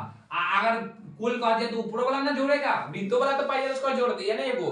ठीक है, तो अर्ध गोला का जो होता है वक्र पृष्ठ के क्षेत्रफल 2 पाई आर स्क्वायर, कुल पृष्ठ के क्षेत्रफल 3 पाई आर स्क्वायर। लेकिन आयतन पूछ दिए तो 2/3 पाई आर, आधा कर दिया उसका। कोई दिक्कत है इस बात को समझने में, परेशानी नहीं ना? तो 1 मिनट में थोड़ा देर में सबको खत्म कर लिए, कोई दिक्कत नहीं। शाम का आसान है, क्षेत्रमिति सबसे आसान है, और क्षेत्रमिति को बनाना आना चाहिए। देखो कब से देखो कभी कभी क्वेश्चन ऐसा नहीं पूछता है जब दिमाग लगाना है। देखो दिमागे नहीं है तो ऐसे प्रश्न कैसे लगाएगा? अच्छा कभी कभी क्वेश्चन पूछेगा कि देखो कि एक कुआं में से माटी निकाल कर चबूतरा पर धरे क्या कहीं पर धरे, तो मतलब माटी का आयतन तो बराबर होगा ना। ऐसा तो बात नहीं कि दूरा पर आ जाएगा तो माटी बढ़ जाएगा, है नहीं ना बढ़ेगा। तो जब माटी का आयतन बराबर में जब भी वैसा रहे तो आयतन निकालना है। क्या निकालना है? आयतन। कभी कभी ऐसा भी क्वेश्चन आता है कि देखो दो वृत्त की त्रिज्या दे दिया 19 सेंटीमीटर या 8 सेंटीमीटर, कोई भी दे दिया, 9 सेंटीमीटर पूछो दे दिया। अब दोनों दो वृत्त की त्रिज्या 9 सेंटीमीटर और 8 सेंटीमीटर है। अब एक नया वृत्त बनाया बनता है, ठीक है, और नए वृत्त के जो परिधि है, नए वृत्त का परिधि दोनों वृत्त के परिधि के योग के बराबर है, तो त्रिज्या का मान निकालिए। तो बन जाएगा आराम से, नया वृत्त की परिधि हो जाएगा 2 पाई बरकार, अब योग के बराबर है तो 2 पाई r1 प्लस में 2 पाई r2। कोई दिक्कत है? इससे आर का मान निकालेंगे। अगर क्षेत्रफल बराबर कहते हैं तो पाई आर बरका का स्क्वायर बराबर है पाई आर स्क्वायर बराबर है पाई आर। कोई दिक्कत है इस बात को? तो मैं पाई को लेते तो पाई से पाई कट जाता, तो आर स्क्वायर बराबर क्या हो जाता? रूट अंडर r1 का स्क्वायर प्लस में हो गया आई में क्या हो जाता? r1 प्लस r2 आ जाता। कोई दिक्कत है इस बात को समझने में? ऐसा क्वेश्चन पूछता है। अच्छा कभी कभी ऐसा क्वेश्चन आता है, समझो कि देखो पूरी तरफ जब पिघलाने की बात करें ना तो आयतन की तरफ ध्यान देना। कहेगा कि आदि 2 सेंटीमीटर त्रिज्या वाले एक गोला और 4 सेंटीमीटर त्रिज्या वाले गोला, दोनों को पिघलाकर एक नया गोला बनाया गया। क्या बनाया है? नया गोला। तो नया गोला बनाया मतलब उसका पुराना का काम समाप्त हो गया है, पूरे को मिलाकर बनाएगा। तो पूरे को मिलाकर बनाया है तो आप बताइए कि जो नया गोला बना है उसका त्रिज्या क्या होगा। तब हम क्या निकालेंगे? आयतन वाला दिमाग लगाएंगे। क्या निकालेंगे? आयतन वाला। तो क्या होगा? नया गोला का जो आयतन होगा, नया गोला का आयतन क्या होता है? 4/3 पाई आर क्यूब। तब बराबर किसका हो जाएगा? पहले का गोला वाला आयतन प्लस दूसरे का 4/3 पाई r1 का क्यूब प्लस में 4/3 पाई r2 का क्यूब। ठीक है, यानी 4/3 वाला 4/3 पाई तो दोनों में कट जाएगा, यानी r1 r यहाँ पे r क्यूब बराबर क्या हो जाएगा? बराबर r1 का क्यूब प्लस में r2 का क्यूब। r बराबर हो जाएगा इधर चल जाएगा रूट वाला क्यूब वाला r1 का क्यूब प्लस में r2। ऐसे सोचना आना चाहिए तब बनेगा कोई क्वेश्चन। समझ रहा है बात को? कभी कभी जैसे कि एक कुआं है, कुआं खोदना है, जो गहराई मतलब ऊंचाई और इसका वृत्त का त्रिज्या दे दिया 8 मतलब जो भी चीज है सेंटीमीटर, तो कुआं खोदेगा तो माटी निकलेगा। उसको कहता है कि एक चबूतरा पर बनाना है। तो चबूतरा कैसा भी हो सकता है, और वो कह दिया कि वृत्ताकार चबूतरा है। वृत्ताकार यानी वृत्त का कार है और वृत्ताकार चबूतरा बेलनाकार है। जो जैसे चबूतरा होता है देखता है को गोल ऐसे रहता है, ऐसे गोल ऐसे गोल, तो क्या होगा? बेलन क्या कार हो गया ना, तो सेम आयतन लिख देंगे। लेकिन कह दिया कि चबूतरा या दूरा पर बनाना, जो क्या है क्या है? बेलाती का है, घनाकार है, घनाक क्या कर रहा है? घनाक का आयतन क्या होता है? l गुने b गुने h होता है, बराबर में इसका आयतन क्या हो जाएगा? पाई r स्क्वायर हो जाएगा। इसका आयतन तो दिए ही है, तो l गुने में b गुने में h बराबर में इसका आयतन हम लोग 3600 दे दिया। और लंबाई दे दिया है 20 सेंटीमीटर, चौड़ाई दे दिया है 40 सेंटीमीटर, अब बराबर दे दिया है 36 सेंटीमीटर। h का मान नहीं निकालेगा, 3600 बटे में 40 गुने में 20 जो है उसको काट के निकाल देना। आसान क्वेश्चन है। तो इस प्रकार दिमाग लगाएगा तभी बनेगा, नहीं निकालेगा तो नहीं बनेगा।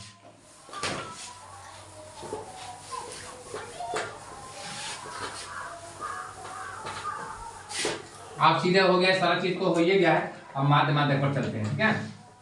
इसके बाद क्लास ज्यादा लंबा हो जाएगा ना, अच्छा नहीं लगेगा। माध्य पे चलते हैं। माध्यक बहुलक।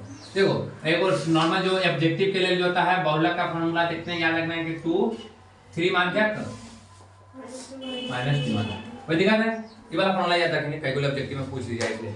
माध्य का मतलब होता है ऑब्जेक्टिव के लिए फॉर्मूला जो होता है सीधे ऑब्जेक्ट माध्य के लिए सभी परिक्षणों का योग घटे में कुल परिक्षणों की संख्या, यही वाला फॉर्मूला से समझ जाएगा। और माध्य के बराबर के लिए तो सीधा हो जाता है कौन वाला, अगर n का मान सम संख्या है तो या विषम संख्या है तो n/2 प्लस 1/2 n प्लस 1/2 पद ना, n प्लस 1/2 पद, ठीक है।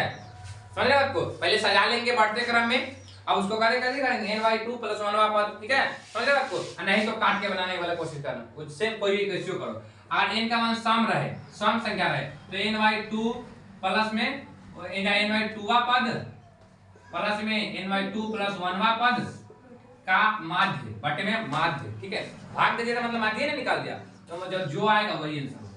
ठीक है, इस बात को जब भी ऐसा क्वेश्चन है तो काट के बनाने की कोशिश करो, 4 5 6 8 2 जो भी संख्या इधर से काटो इधर से काटो इधर, और बीच में एक को बच गया तो वही माध्य हो जाएगा, और 2 को बच गया तो दोनों को जोड़ कर आधा कर दो, हो गया। कोई दिक्कत है, आसान बात है। बहुलक तो सबसे ज्यादा बार जो आता है वही बहुलक हो गया। ऑब्जेक्टिव के लिए, सब्जेक्टिव के लिए फार्मूला सीधे याद रखना है, प्रत्यक्ष विधि से माध्य निकालने का फार्मूला सिग्मा fx बटे में f, सिग्मा f या सिग्मा fx बटे में n, ठीक है। n रहे तो वही बात हो जाएगा, कोई दिक्कत है। और माध्यक निकालने का फार्मूला होता है n/2 माइनस में cf बटे में f गुने में h। देखो n मतलब जो वही f जुड़ेगा पूरा, जो cf का मतलब संचयी वाला बढ़ता, मतलब माध्यक वर्ग से ठीक पहले वाले वर्ग की संचयी बढ़ता निकालना है, वही वाला नहीं लिख देना है। समझ रहे बात को, एक cf का मतलब कौन होता है, जो माध्यक वर्ग निकला है उसके सामने जो cf है वो नहीं, उससे पिछले वाला cf, काय बोले बताए हैं। तो यहाँ पे क्या l प्लस छूटेगा, l plus n/2 minus cf बटे में l का मतलब क्या होता है, माध्यक वर्ग की निम्न सीमा, निम्न सीमा, याद हो कि ना, बोला नहीं होता है।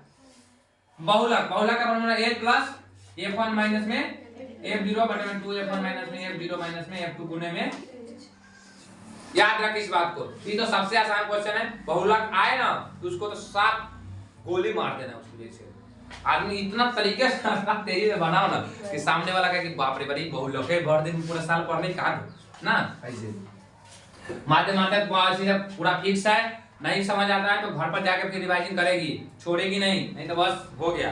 और बाद ग्राफ वाला आता है ना 2x प्लस 3y प्लस ये वाला मान के बनाना, इसका आसानी से बना लेना है। तो जब भी ग्राफ रहा है ऐसा वाला खींच के और बिंदु दे के मिला के ऐसे बनाना, ठीक है, बना देना। उसके बाद उसका समीकरण लिख देना, उसका हो गया। कोई दिक्कत परेशानी, ऑब्जेक्टिव के लिए कुछ आइए और लिखेगी, देखो तथा माध्यक मेला में प्रथम n विषम संख्या का मान, विषम संख्या मान जो होगा na हो जाएगा, क्या हो जाएगा, na हो जाएगा। कोई दिक्कत है इस बात को समझने में। सम संख्या का मान पूछेगा तो n + 1 कर देगा, कोई दिक्कत है। लगातार जो है क्वेश्चन जैसे है कि लगातार दो संख्या मान 3 संख्या 1 + 3 + 5 5 3 8 1 9 है, यानी समझ गया, यानी कहेगा लगातार n विषम संख्या, n विषम संख्या का योग, क्या निकालना, योग बराबर फॉर्मूला होता है n²। इसको याद रखेगा, भूल जाएगा तो याद रखना है कि विषम संख्या का योग होगा विषम संख्या, तो पहले लिख लो 3 को विषम संख्या लिखो, तो 3 को विषम संख्या पहले 1 3 5 हो गया, तो जोड़ लो 5 3 8 1 9, यानी 3 को निकाला तो कितना आ गया 9, यानी स्क्वायर करेगा तब ना आएगा, 3 का स्क्वायर 9, यानी क्या आ गया n², क्या हो गया n²। याद रखना है लगातार n विषम संख्या का योग होता है n² होता है, n विषम संख्या का माध्य जो होता है n होता है, सम संख्या का माध्य n + 1 होता है। कई बोले ऑब्जेक्टिव में डायरेक्ट पूछ देता है, याद रखने की काम करना। कोई दिक्कत यहाँ तक समझने में परेशानी नहीं ना, आसान है, बोलना एक पैर पीछे रख, कोई दिक्कत है।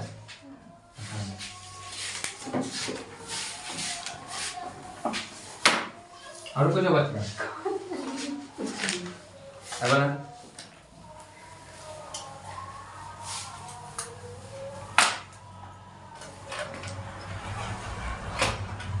अच्छा ये तो बताया गया कि अगर दो त्रिभुज के कोनों वृत्त के क्षेत्रफल का अनुपात दिया है तो उसके त्रिज्या का अनुपात के लिए रूट कर देते हैं, ठीक है, और त्रिज्या दिया तो स्क्वायर के उसको क्षेत्रफल के लिए स्क्वायर कर देते हैं, आसान है। आप परिमाप का अनुपात दिया है, त्रिज्या का पूछा है तो सेम हो जाएगा, है ना, ध्यान रखना।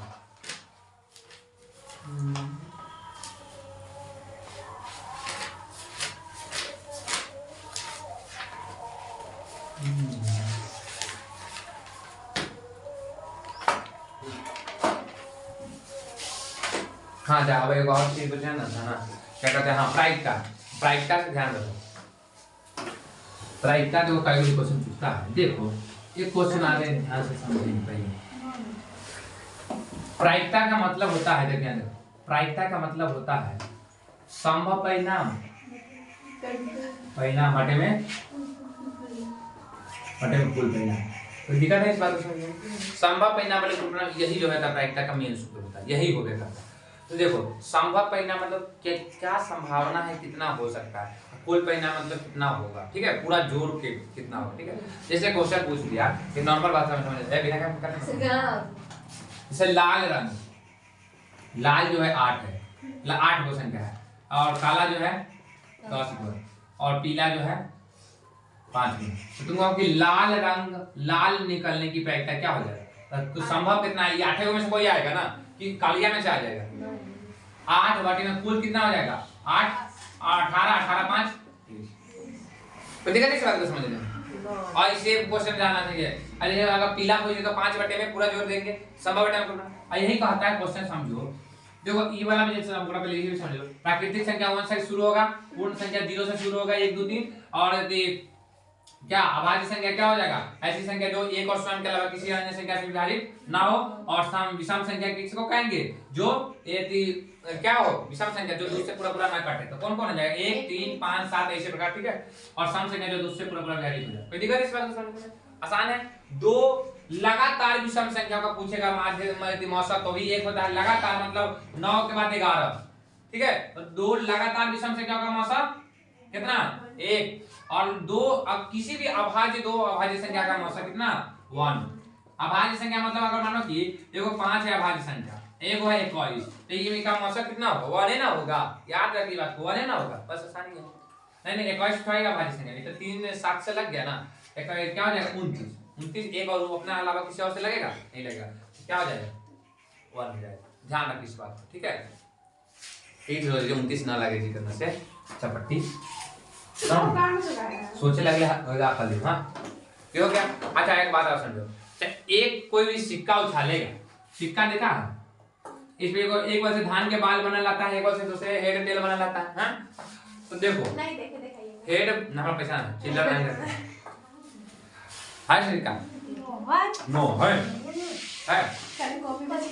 चल रहा है सब। तो एक सिक्का में कितना संभव परिणाम हो सकता है, संभव परिणाम क्या हो सकता है, या तो टेल आएगा या तो हेड आएगा, यही ना है, कि दूसरा कुछ आ जाएगा ना, हमारा मानना है कि दूसरा चीज आएगा, ऐसा होगा, तो यही होगा।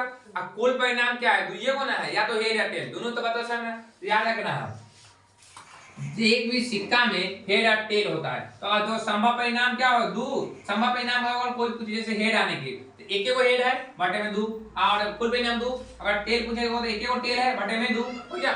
लेकिन 2 सिक्का को उछालेगा तो एगो सिक्का में हेड के एच से करते हैं, टी से टेल से, हो गया।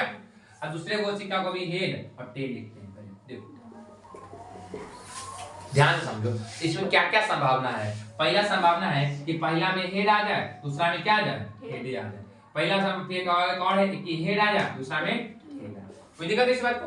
फिर एक और तो हो सकता है जिसमें कि इसमें टेल आ जाए, इनमें हेड आ जाए, टी एच, ठीक है, और इसमें भी की आ जाए, टेल आ जाए। तो यानी क्या को संभव परिणाम है, 4 गो संभव परिणाम भी संभव परिणाम का कुल परिणाम कितना है, 4 को, नहीं इतना ही आ सकता है। और तुमको कह दिया कि सिक्का में जो 2 सिक्का को उछालने पर दोनों पर सेम संख्या आने की, सेम चीज आने की प्रायिकता क्या होता है, सेम कौन कब आता है, एगो ई एगो ई, यही ना हो गया सेम। तो दुइये को 2 बटे में 4, 1 बटे में, समझ रहे हैं, किसी क्वेश्चन घुमा सकता है, दिमाग लगाओ। तो पता है अगर ये भी कर दे कि 2 संख्या को दोनों को उछालने पर दोनों पर हेड आने की प्रायिकता, दोनों पर हेड कब आएगा, एक ही को लेना, 1 बटे में 4, समझ रहे हैं बात को, ध्यान समझो, बैल बुद्धि मत लगाओ, ठीक है। ये 2 नंबर का क्वेश्चन है इसलिए बताते हैं, ठीक है। अब एक तो ये पूछता है, एक और पूछता है पासा वाला, तो पासा वाला को हम भी ध्यान रखेंगे। पासा वाला को इसलिए ध्यान रखेंगे वो बारका खड़ा हो जाता है, हम ध्यान कर लेते जब विभाजित करते हैं। देखो पासा में क्या तक ले रहता है, 1 से 6 तक ले, 1 2 3 4 5 6 सब रहता है। दो को पासा है तो दोनों में हो जाएगा पासा में 100। पहला पासा में मान लो कि 1 है, पहला 2 3 4 5 6 लिख दिए, एक बार से लिख दिए 1 2 3 4 5 6। कुल परिणाम क्या हो सकता है? देखो इससे कई तरह के क्वेश्चन कैसे पूछता है। पहला बोले हम पासा उल्टे दो को पासा को, एक बोले पासा में एक को पासा का फेंकेगा तो कोई दिक्कत नहीं, तो आसानी से निकालेंगे। कहेगा कि 2 आने की ट्राई 2 आने एक में 2 आएगा ना, 2 बटे में कितना हो जाएगा 6। लेकिन 2 को पासा फेंकते हैं तो देखना 2 पासा में देखो यहाँ समझो कैसे करेंगे। पहले एक को लेंगे और सामने ऐसे कर रखेंगे, जैसे गुना नहीं करता था सेम। एक पासा मानो कि 1 आ गया पर और में आ सकता है वो में 1 आ गया, ठीक है। दूसरा में क्या आ सकता है 1 है उसको 2, तीसरा में 1 3, उसके बाद 1 4 1 4 1 5 1 5 1 6 1 हो गया। फिर हम क्या लिखेंगे अब 2 से 2 2 1 2 कमा 2 2 कमा 3 2 4 2 2। हाँ सेम है, हंसे वाले में कौन बात है। कहाँ हंस 3 कमा 1 3 कमा 2 3 कमा 3 कमा 4 3 5 3 6 इतने से काय क्वेश्चन बन जाते तो तभी समझ तो 3 कमा 6 ये 4 कमा से शुरू होगा 4 1 4 2 4 3 4 4 4 5 वाह ये तो वाह विद्वान हो गेले ही साला के। अब 5 कमा 1 2 5 3 5 4 5 5 5 6 ऐसा मतलब खाली बोले ला खाता था कि 6 1 6 2 6 3 छह कमा 6 देखो अब जोड़ लो 1 2 3 4 5 6 6 9 12 13 14 24 25 26 36 को कुल परिणाम है। अब तुमको यहाँ कहेगा क्या समझो, कहेगा कि दो पासा को फेंकने पर दोनों पासाओं में सेम अंक प्राप्त होने की प्रायिकता क्या होगा। तो सेम कौन कौन है तो पहले लिखो तब समझो सेम कौन कौन आएगा। देखो पहले 1 कमा 1 एक वही हो गया, उसके बाद इसमें सेम आया नहीं 2 कमा 2, इसके बाद 3 कमा 3 4 कमा 4 5 कमा 5 6 कमा 1 2 3 4 5 6 6 को 6 बटे में 36 7 1 36 एक क्वेश्चन ये हो गया। दूसरा क्वेश्चन करेगा कि दो पासा को फेंकने पर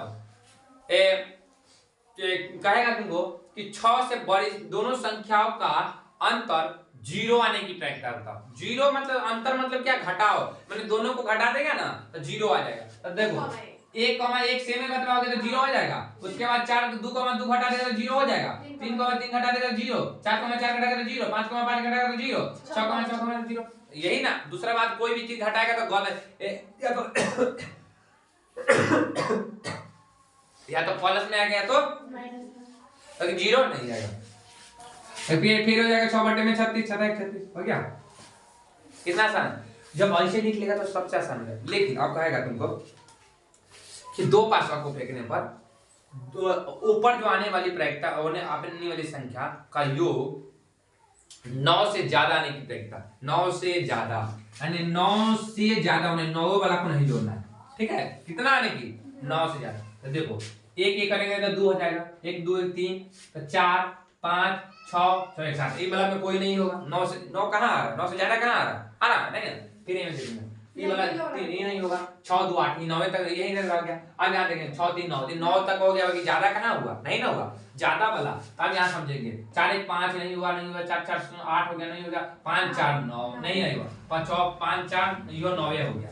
अरे ये 6 ना 6 4 10 ये तो एगो हो गया। अब यहाँ देखो 5 1 6 7 8 9 10 ये तो हो जाएगा, ये हो जाएगा 11। अब यहाँ से देखेंगे 8 नहीं होगा 9 8 6 यहाँ से होगा नहीं यहाँ से ई तो क्या हो गया एक कौन कौन हो गया वहां ई 1 2 3 4 5 6 बटे में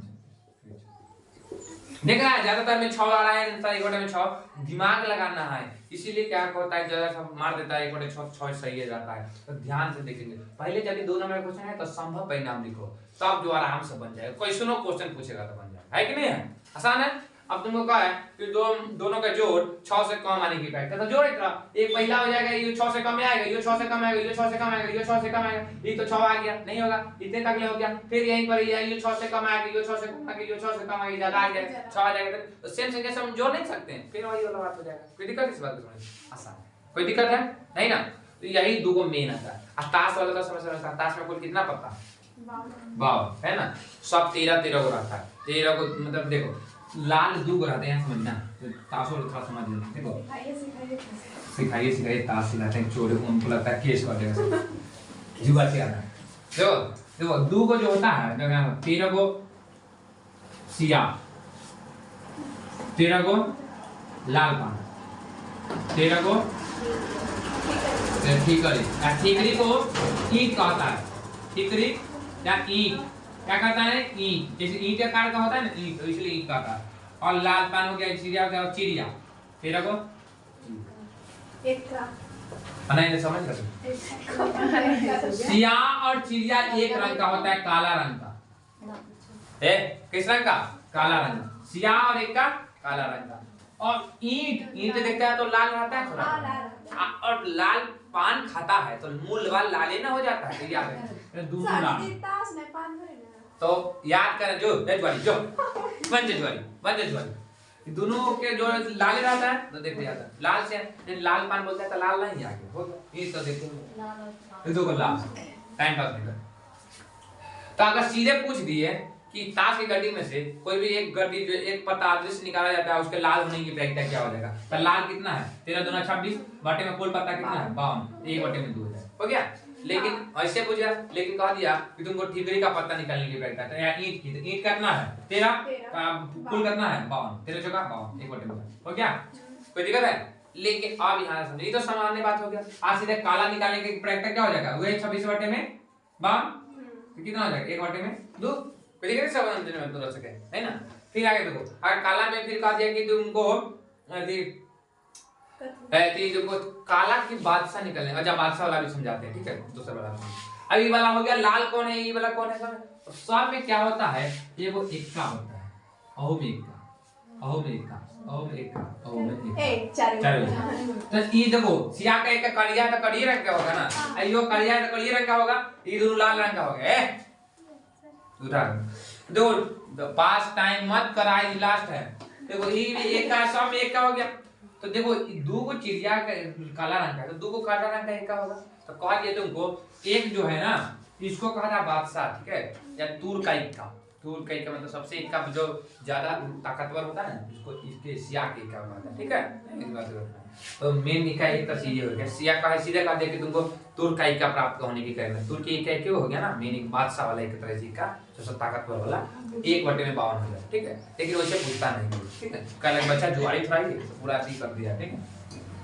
लेकिन क्या तो यो काला रंग का, ये लाल रंग का, ये काला रंग का, ये जाई ठीक लाल रंग का, ये काला रंग का, चारों इक्का। अब तुमको कह दे कि ताश की गड्डी में से एक अदृश्य पत्ता निकाला जाता है, उसमें से एक काला रंग का इक्का होने की प्रक्रिया क्या हो जाता है? काला रंग का इक्का क्या होगा?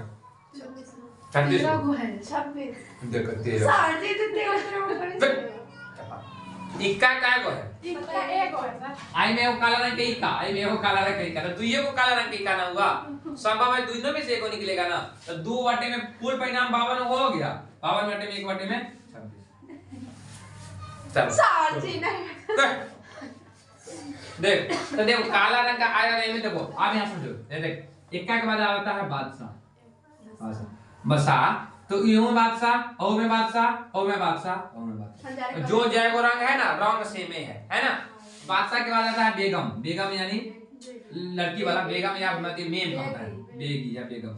हाँ तो तू प्योर जुआरी है, तुरा तो खूब पता होगा चादर कहां रख ले या बेगम मतलब या मेम वाला, ठीक है। बेगम तो में बेगम, बेगम हजारे कम इसको बोलिए सिखाते हो गया बेगम। अरे ये सीखे में ये नंबर से कुछ भी करेगा, बेगम हो गया। अब बेगम के बाद आता है क्या? आती है दहला, दहला, दहला में 10 अंक, ठीक है। ओ में दहला, ओ में दहला, में दहला, को 9 8 7 6 5 4 3 2 तक ले आता है, ठीक है। काहू में इसमें 9 8 7 6 5 4 3 2 दुगी तिगी चौगी पंजी छग्गी सग्गी ऐसा होता है, ठीक है। चौवा 8 7 6 5 4 3 2, ठीक है 9 ऐसे खेलने से आठ। हाँ तो हम पते रह लगे तो मुझे से पता चले रह कि तू जुआरी है। इसे आपको कैसे पता है जब आप अच्छा देखो 13 को फुर्ता है कि ना 1 गो 2 गो 3 गो 4 गो 5 गो 6 गो 7 गो 8 गो 9 गो 10 गो 11 गो 12 गो 13 13 कहाँ बोले इधर ज्यादा बोल 1 2 3 4 5 6 7 8 9 10 11 12 को बोल 13 को ना बोलना चाहिए कहीं कोई एक का बादशाह अरे गुलाम छूट गया गुलाम नहीं होता है ठीक है नीचे लिख ले गुलाम यो में गुलाम हो गया गुलाम तब 13 हो गया गुलाम 1 2 3 4 5 इसके बाद 13 हो गया 13 13 चौका 12 हो गया। हमें सब चीज देखो सब चीज सब में है अहू में गुलाम है। 2 गो है लाल रंग का 2 गो है काला रंग का। इसी बात को ध्यान रखना है। एगो ठिकरी में जो है ठिकरी में तो ठिकरी में भी जो गुलाम होगा बादशाह होगा सब होगा तुम्हें बादशाह होगा क्या होगा सब होगा। तुमको कह दिया कि ताश अच्छी तरह फेंकी में से एक बादशाह निकलने की प्रायिकता एक बादशाह में कोई रंग बताया है नहीं तो कुल बादशाह क्या कोई में होगा पूरे ताश में 4 गो तो संभव कितना है 4 गो ताश के पता कितना है 13 चौका 52 हो जाएगा।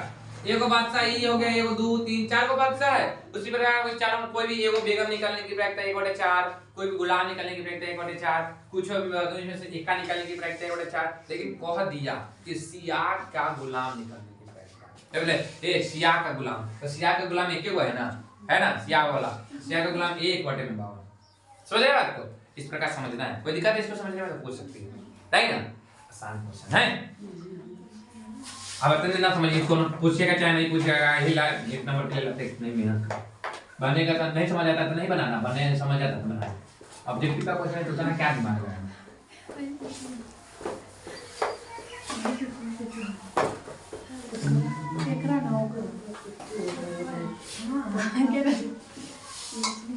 खाबे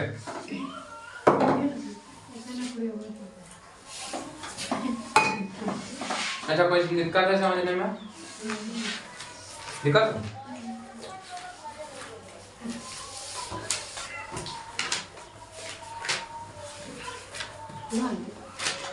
तो इस प्रकार जो हो गया मैथ हो गया खत्म।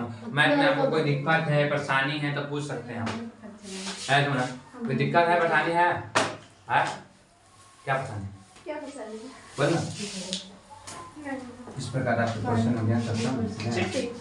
छुट्टी नहीं होगा सिर्फ पानी पीने जाए जा पानी पी जा रहे